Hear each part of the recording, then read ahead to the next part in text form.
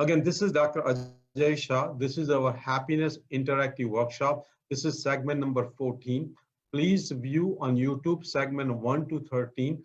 1 to 13. This is segment number 14. This segment starts with a great person, Dr. Mihaly Csikszentmihalyi. Dr. Mihaly Csikszentmihalyi. I hope I didn't butcher his name, but a great person. He has written a book called Flow. A great book I highly recommend. I have it. I've read it. A great book to buy and read. So what is flow? Flow essentially is being fully immersed into an activity, with full of energy, full of enjoyment when you don't have any sense of time passing. So again, this is the flow state, being fully immersed into an activity, fully immersed with full energy, with full enjoyment, when you don't even know the time is passing. So get into the flow state. Essentially, you are into the zone. You are essentially into the zone. Many sports players, many gymnasts, many musicians, many surgeons, many singers, many cooks are getting into the flow. It can be done with any type of work. It can be done with any type of work. You can be in flow even just cleaning your house. You can be in flow shoveling the snow. You can be flow gardening your plants. So you can be flow with anything. For me, getting into the flow is one of them is reading and walking. I love to read and walk at the same time. We have a big kitchen in our house. So many times I'm making circles in our kitchen around the island, and I'm reading a book and walking at the same time. So I walk sometimes 10 miles reading a book or two or three while I'm walking, and I get into the flow. Giving live, Facebook Live, I get into the flow. Like you can see right now, I'm in the flow right now. Seeing my patients, I also get into the flow. So what is flow? Features of flow, when you get into the flow, you have a challenging but attainable activity. So the activity challenges you a little bit. So it is slightly more difficult than what your current skills are, but it is definitely attainable. You have a strong focus. You are very focused on that activity. It is rewarding intrinsically. You're doing it because it gives you internal joy. You're not doing it for external reward. So you're doing it because intrinsic joy is happening. It gives you a feeling of serenity. It almost gives you a feeling of calmness. Even though you are active, internally you are very calm. It also makes you lose your self-consciousness. You are no longer a self-conscious, and it gives you timelessness. It essentially makes you timeless. You don't even know the time is passing. So how can you get into the flow? So have a right balance of challenge and skill. Not have too much skill and too little challenge because you'll be bored, or not have very low challenge and low skill because you'll be apathy, or you have very high challenge and low skill, then you will be into anxiety and you'll be worried. So essentially having a slight high challenge and have adequate skills, and you will have very high chance of getting flow. As a matter of fact, best memories are created when we are in flow. I remember some of my memories when I was in flow. So more about flow. Actually, they said that when you are busy doing certain activity, you are more into flow. So more flow states happen when you are at work instead of when you are leisure at home.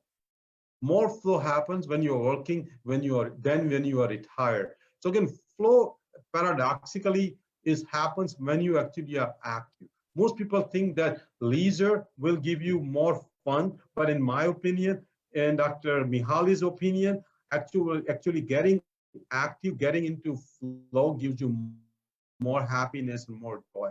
So I want you to even pick the leisure activity which gets you into flow. Instead of just watching mindless TV for hours, which doesn't get you into flow, do an activity which could be cooking, which could be gardening, which could be crocheting, which could be reading a book. Any leisure activity which gets you into flow, do those activities. So again, those just don't mindlessly watch TV because you think that's going to make you happy. That's not going to give you the happiness. That's not going to give you the flow. So I'm going to show you a person who was in flow in 1990s and early 2000. So I'm going to show you a person. Any guess on that person? Any guess on that person? Again, hopefully all Americans know this person, even many people in the world. As I understand, this person was #1 sports person in the world when he was playing. And that person is Michael Jordan.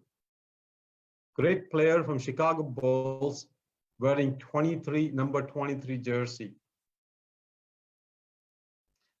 Who else is always in flow? Again, this person is dear to my heart, and that's our son, Amish. Here he is, people who can see, he finished his law from Harvard Law, laying very much casually with a great style, holding his Harvard folder, wearing cool sunglasses.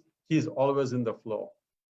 And what is the reason for his flow, being in the flow for the last 9 years? Again, some bragging of my family here. And the reason for him being in the flow for the last 9 years is his great wife of 2 years, Ali. You can see the happiness, you can see the joy on both of their face. One picture is from a reception last year at our house. Other picture is at the time of his wedding in California. You can see both of them having tremendous amount of joy being with each other. But Amish is in the flow because Ali is with him. So who else is always in the flow? And that's our great daughter, Saloni. Hope she likes the picture I chose. She doesn't know that I chose these pictures. She's always smiling. You can see a big smile. She's always smiling. She's in a great medical school at Jefferson in Philadelphia. She just finished her first year, matter of fact, yesterday. And you can see that when I'm with her, I'm in the flow too. Big smile on everybody's face. You can see my smile, you can see her smile. And I'll show you another person at the end of this talk when I'm in the flow and when I'm happy. That slide is a surprise slide at the end of this talk. So again, what else makes us happy? So learning new things also makes us happy. Learning new things also makes us happy. So when you try to learn new things, have an intrinsic motivation, not extrinsic motivation. Again, intrinsic motivation. And that's where this new concept comes, which was by Carol Dweck. Carol Dweck, another great book called Mindset, a book Mindset, where she says that have a growth mindset, not a fixed mindset. So growth mindset is the one where person who has a growth mindset thinks that hard work will make difference. They focus more on learning, not on outcomes. And they think hard work is a good thing to do. They want to learn more. They see their mistakes and they learn from it, and they're very resilient. So again, this is the growth mindset. And obviously, opposite is the fixed mindset. And you can actually change your mindset from fixed mindset to growth mindset with intention, with action, and with coaching. That brings us to the next topic of how to be happy. And this is a great quote from Dalai Lama, that when we feel love and kindness towards others, it not only makes others feel loved and cared for, but it helps us also to develop inner happiness and peace. Again, when we are kind to others, it brings inner happiness and peace to ourselves. Great quote from Dalai Lama.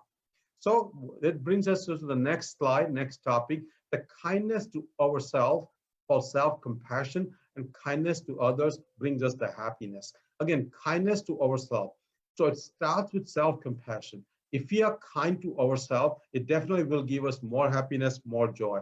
But we need to be happy with others also. Kind people typically are happier, and happy people are typically kinder. So definitely have one or more act of kindness every day. It can be very small act of kindness, just holding a door open to another person who is walking behind you, just holding a door open. When you have a higher income, when you have a surplus income, when you have surplus resources, do a charitable donations. Even donating as small as $5 or $10 can give you happiness. And that's where that book, I described it before, book called Happy Money, how you can use your surplus money to be happier.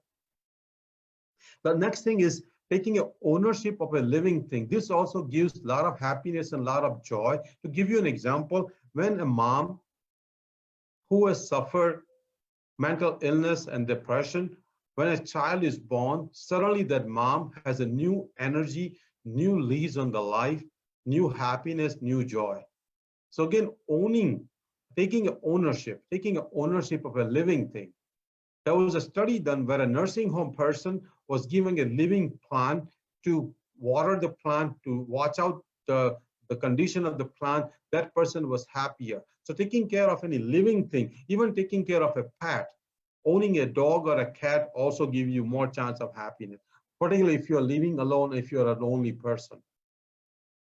That brings us to the next topic, how to handle regret. All of us have some regrets in life. Obviously, the less regrets we have, in my opinion, I want to have a least amount of regrets on my last day of life.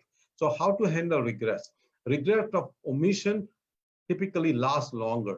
Well, regret of commission, that means whenever you take any action, those regrets last less. Regrets last less. That gives another one major repetition of the slide, where the same father on a street, a homeless person standing with his daughter, and I can see the great joy on both of them. He's a homeless person, probably has not had a meal for a day or two. I can see the joy on both of their face.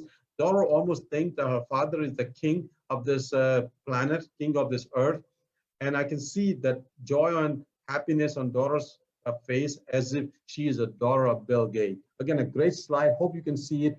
On YouTube, you definitely will be able to see it. That gives us the conclusion of our current segment, and let's reflect on this segment. My first question to you is, when was the last time you were in the flow state? Again, remember what the flow state means, being in the zone. When was the last time you were in the flow state?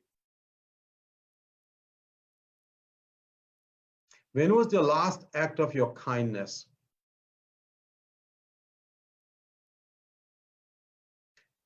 Next is, do you have any regrets? How can you overcome that? How can you go back and fix? How can you go forward and fix them? How can you go forward and fix them? And my last question is, do you have a growth mindset or a fixed mindset? And how can you become from fixed mindset to a growth mindset? Again, that concludes our current segment. There are 20 segments. Again, we are on YouTube, we are on Facebook, we are on Twitter, we are on Instagram. Please like us on all social platforms. Invite your friends, your family members. We post on a regular basis all the different tips on healthy living, physical living, mental healthy living, and spiritual healthy living. I take a lot of pride. I give a lot of efforts. I spend at least 2 hours every day on posting our social platform. I have great support from Hannah, great support from my wife, from my kids. So again, please reach out to all our social platforms. Thank you.